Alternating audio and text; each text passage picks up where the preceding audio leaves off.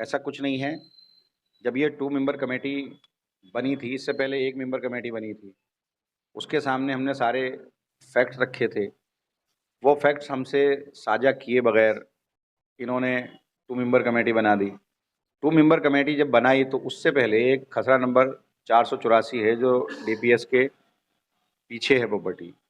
वो प्रॉपर्टी इन्होंने किसी एजेंसी को, अर्बन डेवलपमेंट मिनिस्ट्री ने किसी एजेंसी को दे दी। तो हमारा ये कहना था कि भाई जब 2 मेंबर कमेटी के पास इख्तियार ही नहीं है, हमारी प्रॉपर्टी को किसी और को, जो दिल्ली वक्फ बोर्ड की प्रॉपर्टी है, किसी और को दे दिया गया, तो फिर हमने इस कमेटी के जो कॉन्स्टिट्यूशन है इसको ही चैलेंज हमने किया। और अभी भी इसके पास कोई इख्तियार तो है नहीं। जो वक्फ की प्रॉपर्टी है वो तो वक्फ की एक्ट से है ना, खालिस एक नोटिस जारी कर देने से तो नहीं होगा। और जबकि जब ये चैलेंज हमने 2022 से चैलेंज किया हुआ है, जनवरी 2022 से हम कोर्ट के अंदर हैं और अभी भी हमारा जो केस है वो पेंडिंग है। और हमने उसमें, अब हम अर्ली हियरिंग लगा रहे हैं, हम ये कह रहे हैं कि 2 मेंबर कमेटी की रिपोर्ट भी आप उसमें दो और ये जो नोटिस है हम इसको भी रिकॉर्ड पर लेकर आओ। और हमने इनको चिट्ठी लिखी थी उस वक्त में, 2 मेंबर कमेटी को भी चिट्ठी लिखी थी। हमने कहा था कि जब तक के कोर्ट से कोई फैसला ना हो तब तक आप इसकी प्रोसीडिंग को रोकिए। और वो लेटर है हमारे पास आज भी मौजूद। अगर ये कह रहे हैं, अगर हम इनके सामने पेश होते तब भी यही कहते। तो हमने तो इनके कॉन्स्टिट्यूशन को ही चैलेंज किया हुआ है। और जो वक्त की प्रॉपर्टीज़ हैं, अब ये क्या करेंगे उसमें? अगर ये कह रहे हैं कि हमारे इख्तियार से चली गई, अगर मस्जिद है तो वो कहाँ चली जाएगी? अगर कब्रिस्तान है तो वो कहाँ चला जाएगा? अगर कोई दरगाह है तो वो कहाँ चली जाएगी? ये सब नहीं है। और इनके इस कमेटी के पास कोई इख्तियार भी नहीं है। जो वक्फ है एक्ट से बना है। अब ये कुछ लोग जो है सिर्फ जो जो वहाँ पर हमारे मैनेजमेंट कमेटी हैं, जो हमारे मुतवल्ली हैं, और जो एक पूरी दिल्ली में एक माहौल ख़राब करने के लिए और हमारी छवि को ख़राब करने के लिए, क्योंकि भाजपा अर्बन डेवलपमेंट मिनिस्ट्री में भाजपा बैठी है, उसने ये नोटिस जारी किया। और जबकि कोर्ट के अंदर अगर कोई चीज़ पेंडिंग है और हमने उसके कॉन्स्टिट्यूशन को ही चैलेंज किया है, तो फिर हमसे इख्तियार कैसे छीन लोगे आप? तो ये तो सब अफवाह फैलाया गया और ये सब झूठा है। कुछ नहीं है इसके अंदर। और इसमें हम इसको भी चैलेंज करेंगे हम। और कोर्ट में अभी जब कोई चीज़ सामने आएंगी तो सारे फैक्ट हम कोर्ट के अंदर, कोर्ट के ऊपर, कोर्ट के पास रखेंगे। सारी चीज़ें हमारे पास हैं, सब सबूत हमारे पास हैं। नहीं, रिप्रेजेंटेशन तो हमने इनको दिया, सबको दिया। और ऑलरेडी ये तो उसमें पार्टी है।